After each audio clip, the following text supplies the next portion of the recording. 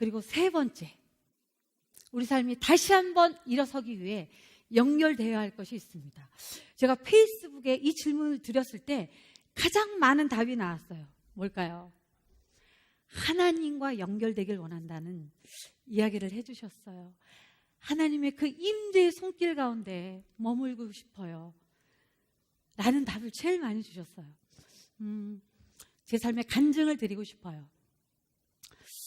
저는 개그맨일 때 1년은 좀 잘하는 척 하다가 한 2년 정도 지나면서 웃기지도 못하고 인기도 없고, 자, 이게 지금은 얘기하는데 그 당시엔 너무 아팠어요. 근데 지금은 되게 웃겨요. 안 웃기려고 하는데 웃겨요. 제가 자유해진 거죠. 정말 웃기지 못하고 좀 동기들이 잘 나갈 때 힘든 시간을 보냈죠. 그러면서 제 삶의 목적을 찾지 못했던 것 같아요. 근데 어느 날 저희 아버님이 저를 부르셨어요. 저희 아버님이 새벽 예배 다녀오셔서 매일 전화를 주셨는데 제가 아버지의 전화를 받지 못했어요. 제 삶 가운데 제가 떳떳하지 못하니까 전화를 받지 못하겠더라고요. 근데 어느 날 아버님이 고향으로 내려와라 해서 내려갔죠. 근데 저를 보고, 아버님은 다 알고 계셨던 것 같아요. 효실아, 힘들지? 제가 답을 하지 않았어요. 개그맨 그만두지 않겠니? 아빠는 네가 세상 가운데 그렇게 방황하고 아파하고 흔들리는 모습 더 못 지켜보겠다라는 이야기를 하셨어요. 사실 그 말씀이 맞는데 제가 아버지에게 그 순간 버럭 화를 냈어요. 아버지 무슨 말씀하시는 거예요? 제가 얼마나 힘겹게 서울에서 직장 생활하고 정말 웃기지 못해서 어렵게 사는 줄 아세요?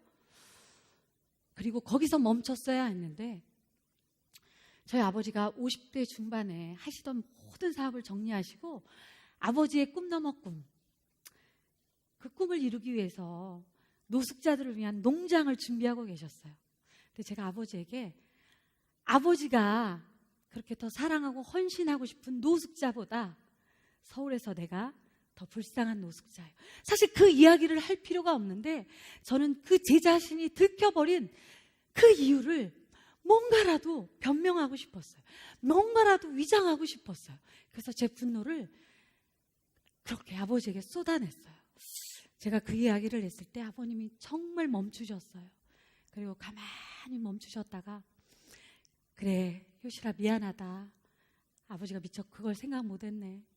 기도하자. 아빠도 기다릴게. 기도하자. 그리고 방으로 들어가셨어요. 제가 그 순간 아버지의 정말 어깨를 붙잡고 싶었는데 그러지 못했어요. 발이 안 떨어지더라고요. 제 마음 가운데 5분만 있다가 아버지에게 용서를 구해야겠다라고 생각했어요. 그런데 5분이 지나기 전에 쿵소리가 들렸어요. 무슨 소리지? 다시 한번 쿵소리가 들렸어요. 그리고 저희 아버지가 들어가신 방문이 열렸어요. 저희 아버지가 쓰러져 계시더라고요. 뇌출혈이셨어요. 아주 짧은 순간이었는데 그 아버지는 새로운 인생을 시작해야 되는 그 순간, 세상 가운데 너무 아파하는 그 딸을 지켜보는 것이 너무나 힘겨우셨던 것 같아요. 제가 아버지를 모시고 병원으로 가면서 참 후회했어요. 내 인생에 5분을 되돌릴 수만 있다면 정말 내가 원하는 이야기를 했을 텐데, 정말 아버지가 듣길 원하는 이야기를 했을 텐데. 하지만 제 인생의 5분은 다시 돌아오지 않았어요. 저희 아버지는 그렇게 3년 6개월을 누워 계셨어요. 정말 식물인간처럼 아무것도 하실 수 없었어요. 어떻게 보면 그 3년 6개월의 시간이 저는 빛 하나 없는 어둠의 시간이었어요. 숨조차 쉴 수 없는 힘겨운 시간이었어요. 근데 그때 제가 하나님께 돌아왔던 것 같아요. 제가 개그맨을 내려놓고 주일 성수할 수 있는 리포터를 시작했고, 그리고 교회만 다니던 썬데이 크리스찬이 아니라 공동체 안으로 들어가서 제 삶을 내놓고 훈련받고 기도하기 시작했어요. 그럼에도 불구하고 제 자신을 용서하는 것이 쉽지 않았어요. 그러던 어느 날 3년 6개월이죠. 설날이었어요. 제가 녹화를 마치고 집으로 내려가서 어머니하고 오라버니는 쉬시기 했어요. 24시간을 간호하시기 때문에 제가 아버지 침상을 지켰어요. 시편 말씀도 읽어드리고 아버지 죄송해요, 아버지 사랑해, 아버지가 들으시든 못 들으시든 그 말을 계속 고백하다가 제가 피곤해서 깜빡 잠이 들었어요. 근데 그 순간 누군가 저를 탁 치는 느낌이 들어서 깜짝 놀라서 깼어요.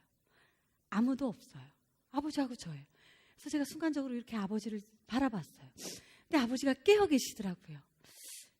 근데 그 순간 제가 직감했어요. 아, 오늘 하나님이 우리 아버지를 부르시는 날인가 보다. 정말 아버지의 눈빛이 쓰러지신 이유가 아니라 그 3년 6개월 전에 온유하고 따뜻한 그런 눈빛이었어요. 제가 아버지에게 뭔가 고백하고 싶었어요. 아버지는 이렇게 점점 숨이 가빠오시더라고요. 아버지한테 뭐라고 얘기하지? 아버지 사랑, 아니 무슨 이야기를 하지? 어떤 답이 나오지 않는 그 순간 저희 아버지가 투병을 오래 하셔서 참 많이 마르셨거든요. 손을 드시고 저를 부르셨어요. 그리고 뭔가 하고 싶은 말씀이 있는 것처럼 입을 벌리셨어요. 그래서 제가 떨리는 마음으로 저희 아버지 입가에 키를 댔을 때 저희 아버지가 온 힘을 다하셔서 한마디를 해주셨어요.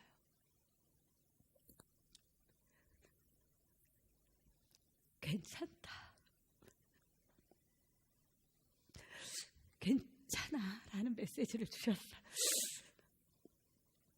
저희 아버지 마지막 유언이셨는데요, 이 유언을 남기시고 정말 천사처럼 눈을 감으셨어요. 저는 그 순간이 정말 하나님과 연결된 날이었어요.